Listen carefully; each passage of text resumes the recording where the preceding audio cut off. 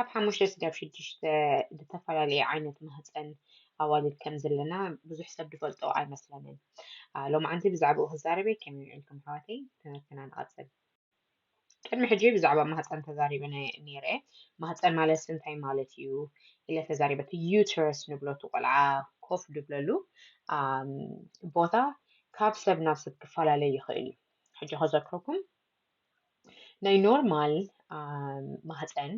ማህፀን ክብሎ እየ ትዛረበሉ ዘለኹ ግን እቲ ዩተረስ ማለት እዩ ትዝክርዎ ተኾንኩም እዚ ኣብዛ ታሕቲ ዘላ ከምዚ ቱቦ ዝመስል እቲ ኣፍ ማህፀን እዩ ሽዑ እዚ ከዓ እቲ ዩተረስ በዚ ከዓ ከምዚ ቱቦ ዝመስል እቲ ፋሎፒያን ቲዩብ ሽዑ ከዓ እቲ ኦቨሪ ኣሎ ሕጂ ሎማዓንቲ ግን ብዛዕባ ማህፀን ጥራይ ኢና ክንዛረብ ሕጂ እዚኣ ተሪኢኹማ እዛ ላዕሊ ዘላ ከምዚ ዝበለት ትሪእዋ ዘለኹም እዚ ኖርማል እዩ እቲ ማህፀን ክትሪእዎ ከለኹም ከዓ ከምዚ ኢሉ ኣብቲ መወዳእትኡ ተዓፅዩ ሽዑ ናብቲ ኣፍ ማህፀን ይኸይድ ማለት እዩ ሕጂ እቲ ናይ ላዕሊ ኣለዋ ከምዚ ንላዕሊ ድኸይድ ነገር ፋንደስ ትበሃል ማለት እዩ ሽዑ እታ ዩተረስ ኣብቲ መወዳእታ ኣብዚ ከዓ ከምዚ ተዓፀወ ሽዑ ናብቲ ኣፍ ማህፀን ይኸይድ ማለት እዩ ሓንሳብ ናይ ካልእ ሰባት ግን ከምዚ ኣይመስልኒ ናይ ገሊኡ ሰብ ሕጂ ገሊኡ ሎ እቲ ከምዚ ኢሉ ድበልክኹም ኣብቲ ኖርማል ማለት እዩ ንውሽጢ ከምዚ ይኣቱ ሕጂ ከምኡ ክኸውን ከሎ ክንሓስቦ ከለና እቲ ናይ ላዕሊ እቲ ናይ ፋንደስ ትብሎ ናይ ማህፀን ንታሕቲ ይመፅእ ማለት እዩ ናይ ገሊኡ ኣሎ ከዓ ኣብቲ ኣፍ ማህፀን ኣብኡ ይቕርቀር ማለት እዩ ኣብ ክንደይ ድዕፆ ኣብቲ ኣፍ ማህፀን ይቕርቀር ሕጂ ከምዚ ክኸውን ከሎ ፅንሲ ክንሕዝቶ ኮይና ወይ ክንራኸብ ከለና ሓንሳብ ከምዛ ክገብር ይኽእል ንፅንሲ ንኽትሕዝ እውን እዚ ብጣዕሚ ዲፊካልቲ ይገብሮ ማለት እዩ ቀሊል ኣይኮነን ምክንያቱ እቲ ሓደ እቲ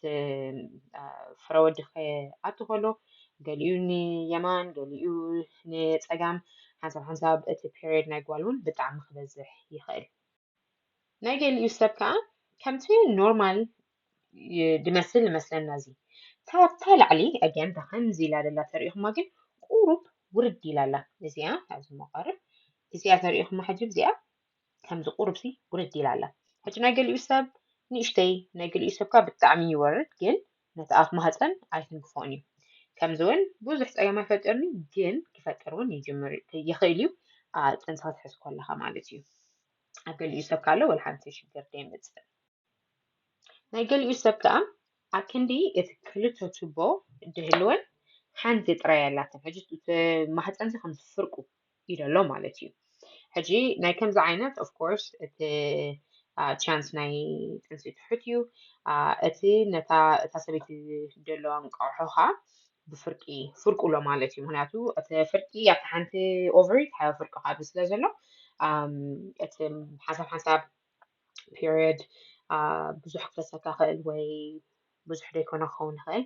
ካብቲ ናይቲ ማህፀን ሼፕ ማለት እዩ ናይ ገሊኡ ሰብ ከዓ ኣሎ እቲ ናይ ላዕሊ ፋንደስ ዝበሃል ንታሕቲ ይወርድ ግን ነቲ ኣብ ማህፀን ደይ ትንክፎ ሕጂ ኣብ ከምዚ ዓይነት ሰብ ሓንሳብ ማናቱ ክፀንሳ ይኽእለን ምክንያቱ እቲ ሓደ ናቱ ሲስተም ኣሎ እቲ ሓደ ከዓ ናቱ ሲስተም ኣሎ ምክንያቱ ኣብ ፍርቂ ተጨዲዱ ስለ ዘሎ እቲ ማህፀን ማለት እዩ ሕጂ ከምዚ ዓይነት ዘለወን ሓንሳብ ማናቱ ክሕዛ ክእላ ሓንሳብ በቲ ሓደ ፅንሲ ሒዝካ በቲ ሓደ ግን ፅንሲ ደይትሕዝ ማለት እዩ ሕጂ እዚኣ ከዓ ካልእ ዓይነት ታይፕ ናይ ማህፀን እያ እዛ ኣብ ታሕቲ ዘላ እውን ከምዛ ኣብዚኣ ዘላ ላዕሊ ግን እቲ ናይ ላዕሊ ናይቲ ማህፀን ካብዚኣ ንላዕሊ ካብዛ ኣርትሬት ንላዕሊ ብዙሕ ትወርድ ማለት እዩ ሕጂ እንታይ እቲ ዲፍረንስ በእዝን እቲ በቲ ደሎን እንታይ እዚ ክልቲአን ማለት እዩ እዚአንን እንታይ እዩ ፍልልየን እዚ ሕጂ እቲ ማህፀን ኣብ ክልተ ኣይተኾነን ተመቒሉ ዘሎ ጥራይ ንታሕቲ እዩ ዝወርድ ዘሎ እቲ ፋንደስ ናይ ማህፀን ንብሎ ማለት እዩ እዚ ኣብዚ ኖርማል ተሪኢኹም ሕጂ ትኽ ኢሉ ንላዕሊ ሽዑ ከም ዝገብር ማለት እዩ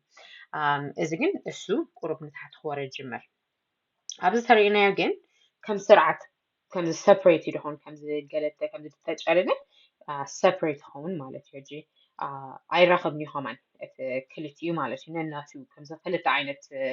ማህፀን ዘለካ ከምኡ እዩ ማለት እዩ እዚ ከምዚ ዓይነት ማህፀን እዚኣ ሕጂ ስለምንታይ ተዛሪበላ ዝበዝሕ ሰብ ወላ ከምዚ ዘለወን ኣይፈልጣን እዩ ምክንያቱ ወላ ጥንሲ ከይድካ ወላ እናፈተንካ ጥንሲ ምሓዝ ክኣቢ ከሎ ብዛዕባ ካልእ ነገራት ኢና ንሓስብ እዚስ ኣይንሓስበሉን ኢና ሕጂ ምስ ዶክተርና ክንዛረብ ከለና እቲ ኦልትራሳውንድ ክገብሩልና ከለዉ ነዚ እንተለዮም ድርዩ እቲ ፋይብሮይድ ከይህሉ ናይ PCOS ከይህሉ ኤንዶሜትሪዮሲስ ከይህሉ እቲ ስትራክቸር ናይቲ ዩተረስ ከዓ ፅቡቅ ኣሎ ድዩ የለን እንተለዮም ድርዩ ማለት እዩ ሕጂ ናይ ገሊኡ ሰብ ከምዚ ክብልዎም ከለውስ ኣይትፍርሓ ናይ ገሊኡ ሰብ ናይ ፈርቲሊቲ ክሊኒክ ሪፈራል ክሰድልክን ይኽእሉ እዮም እቲ ንዓኽን ደድለክን ኦፕሽን ንዓኽን ደድለክን መሬፅክን ምእንታን ክሕግዙኹም እንተላይ እዚ ክፈልጦ ኢለ ቁሩብ ሰባት ሓቲቶምን ብዛዕባ እዚ ከምዚ ኣለክ ኢሎምን እሞ እንታይ ማለት እዩ ስለዝበልክና ንኤድ ኣሰርሓ ዘለኹ እዛ ቪድዮ ኦፍኮርስ እዚ ብዙሕ ስለደይ ንፈልጦ ብዙሕ ስለደይ ንዛረበሉ ብዙሕ ሕቶ ክህልወና ይኽእል እዩ ፕሊዝ ኣብቲ ኮመንት ፀሓፋለይ ብድከኣለኒ ከዓ ክምልሰልክን እየ ብሩክ ለይቲ ብሩክ መዓልቲ ባይ